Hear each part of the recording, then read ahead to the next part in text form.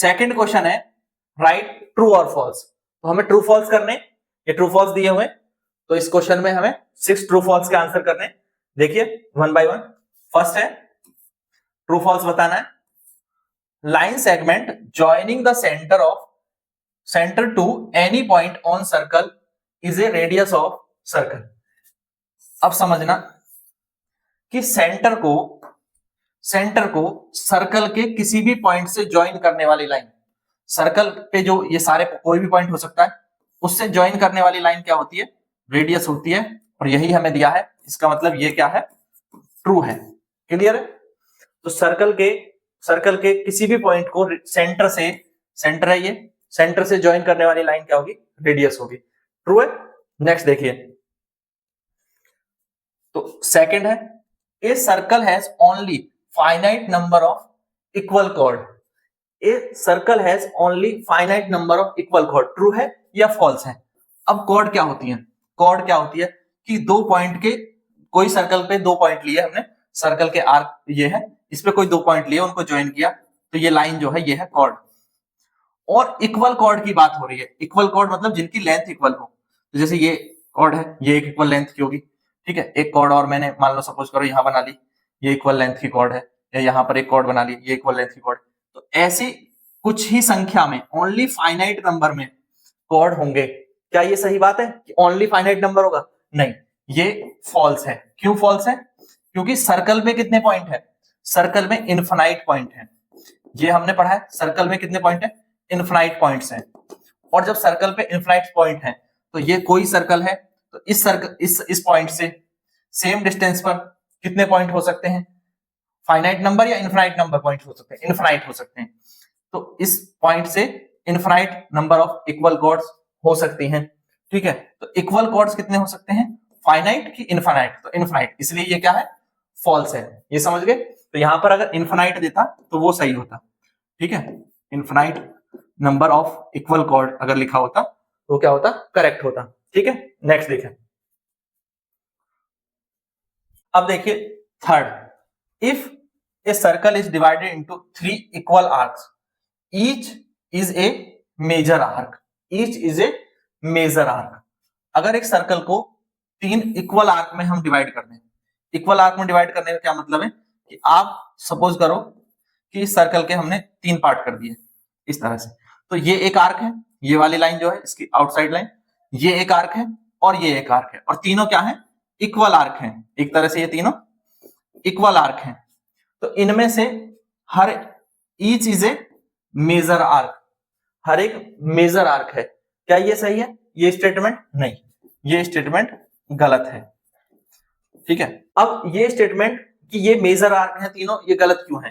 कि अगर मान लो सपोज करो ऐसी एक सिचुएशन होती कि एक आर्क ये होता, ठीक है, ये सेंटर से ये एक आर्क है और एक बाहर वाला ये आर्क है, ठीक है। एक ये आर्क है रेड में, ये सर्कल की बाहर की बाउंड्री है, और दूसरी बाउंड्री ये है ब्लू में। तो दो आर्क हैं, तो एक बड़ा है एक छोटा है, साफ आपको दिख रहा है। इसको मैं कहूंगा माइनर आर्क और इसको कहूंगा मेजर आर्क, ठीक है। ये मेजर आर्क है और ये वाला माइनर आर्क है। बट जब इक्वल आर्क दिए हुए तो कोई मेजर नहीं है, कोई माइनर नहीं है, सिर्फ ये आर्क वर्ड हम यूज करेंगे, बट इनके लिए मेजर और माइनर वर्ड यूज नहीं करेंगे। तो यहां पर जो मेजर आर्क वर्ड यूज किया है, इस वजह से ये गलत है। समझ में आ गए? मेजर माइनर जब हम यूज करते हैं तो हमारे आर्क अनइक्वल होने चाहिए। क्या होने चाहिए? अनइक्वल होने चाहिए। इक्वल के लिए हम ये सब यूज नहीं करेंगे। क्लियर है? नेक्स्ट देखें। नेक्स्ट है राइट ट्रू और फॉल्स। ट्रू और फॉल्स लिखना है।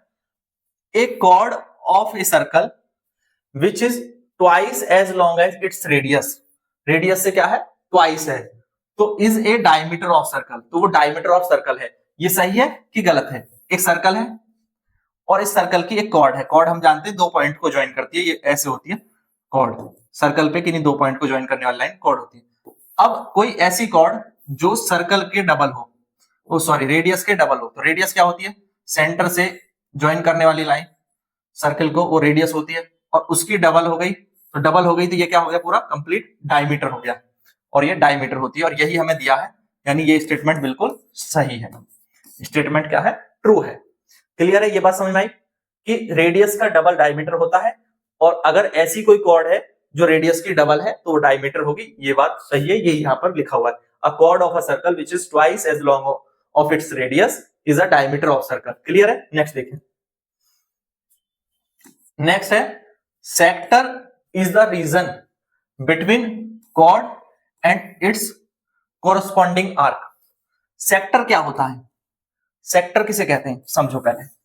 ये सर्कल है, ये सर्कल का सेंटर हो गया। सेक्टर जो होता है वो, अगर हमने दो रेडियस ड्रॉ करी अलग अलग, और ये एक आर्क है, ये क्या है? ये आर्क है, ठीक है। सर्कमफेरेंस पर ये क्या है? आर्क है। आर्क और सेंटर को ज्वाइन करने वाली जो लाइन है रेडियस, इनके बीच का जो ये एरिया होता है, इस एरिया को हम कहते हैं सेक्टर। क्या कहते हैं? सेक्टर। और कॉर्ड और आर्क के बीच के एरिया को हम सेक्टर नहीं कहते हैं, उसे क्या कहते हैं? अगर मान लो ये एक कॉर्ड है, ये क्या है? कॉर्ड है, और ये क्या हो गया? आर्क हो गया। तो कॉर्ड और आर्क के बीच ये जो एरिया हमें मिलता है, इसको हम सेगमेंट कहते हैं। क्या कहते हैं? सेगमेंट। तो ये स्टेटमेंट क्या हुआ? सेक्टर कॉर्ड और आर्क के बीच का एरिया है, ये स्टेटमेंट गलत है, फॉल्स है। क्लियर हो गया? ये स्टेटमेंट फॉल्स है। नेक्स्ट देखिए। नेक्स्ट है circle is a plane figure. अब बताओ ये स्टेटमेंट ट्रू है या फॉल्स है? Circle is a plane figure. ये सर्कल क्या है? प्लेन फिगर है कि नहीं है? सर्कल एक प्लेन फिगर है, ये तो हमें समझ में आ रहा है, प्लेन में ही ड्रॉ किया जाता है।